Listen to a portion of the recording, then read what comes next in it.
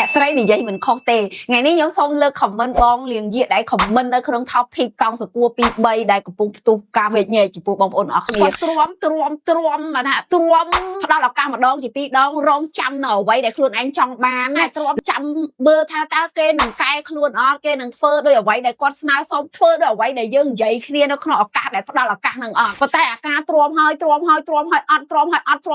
វាធ្វើឲ្យមានអារម្មណ៍ថាអស់ខ្យល់លីងហ្មងណាអស់ខ្យល់នៅក្នុងការទ្រាំការរងចាំទើបគាត់សម្រេចចិត្តលែងលះតាមផ្លូវច្បាប់ទៅអានេះគឺជាបទពិសោធន៍មួយហើយក៏ជាបទពិសោធន៍ពិតចង់ឆ្លើយតបទៅកាន់បងប្អូនទាំងអស់គ្នាហើយក៏អរគុណបងស្រីដែលបានចូលរួមចែករំលែកបទពិសោធន៍ក្នុងនាមជាមនុស្សស្រីយើងការផ្ដល់ឱកាសការទ្រាំការអត់ធ្មត់ការអត់ធន់ហ្នឹងគឺមានច្រើនប៉ុន្តែការទ្រាំរបស់យើងនឹងទ្រាំដើម្បីអីទ្រាំចាំមើលទ្រាំផ្ដល់ឱកាសទ្រាំដល់ពេលដែលគេដឹងខ្លួនកែខ្លួនទៅយើងចង់ឲ្យឱកាសដើម្បីរួមដំណើរទៅមុខទៀតចុះហេតុអីពេលដែលយើងឲ្យឱកាសម្ដងពីរដ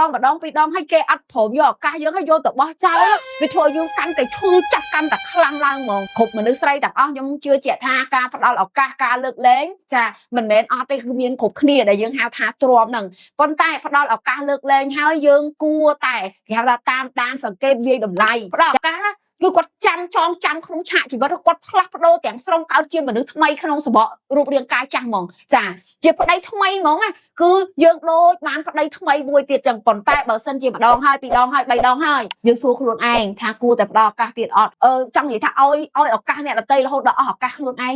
សឹងតែអស់ឱកាសសម្រាប់ជីវិតខ្លួនឯងអស់ឱកាសរស់ចឹងមិនន័យថាជួយអ្នកដទៃគឺត្រូវតែជួយខ្លួនឯងមុនចុះបើយើងជួយអ្នកដទៃឲ្យឱកាសអ្នកដទៃរហូតដល់ខ្លួនឯងលែងចង់ជួយបោះបង់ខ្លួនឯងលែងមានជំនឿលើខ្លួនឯងរហូតដល់ជឿថាឆាកជីវិតនេះជួបតែរឿងមិនល្អជួបតែរឿងអាក្រក់ជួបតែរឿងដែលគេធ្វើបាបរហូតវាអាចយុត្តិធម៌ពេកអញ្ចឹងយើងមានសិទ្ធិនៅក្នុងការជ្រើសរើសយកខ្លួនឯងជ្រើសរើសយកជីវិតខ្លួនឯងដូចបងស្រីចឹងនៅក្នុង topic នេះបើសិនជាបងប្អូនណាជួបកលៈទេសៈដែលដូចបងស្រី comment បងប្អូនអាចសម្រេចចិត្តដឹងហើយថាបងប្អូនរើសយកខ្លួនឯងឬលើសនឹងផ្ដល់ឱកាសឲ្យអ្នកដទៃរហូតអស់ឱកាសជារបស់ខ្លួនឯង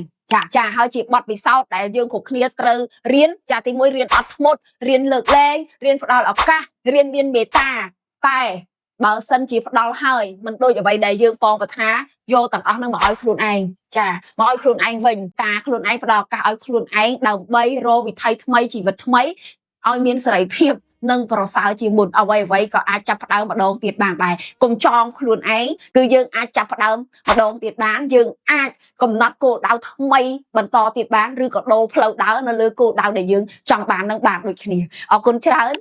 ពីខ្ញុំអ្នកគ្រូសីពៅដែលបងប្អូនហៅខ្ញុំថ្មីថាអ្នកស្រីសីពៅជម្រាបលាបងប្អូនទាំងអស់គ្នាអរគុណ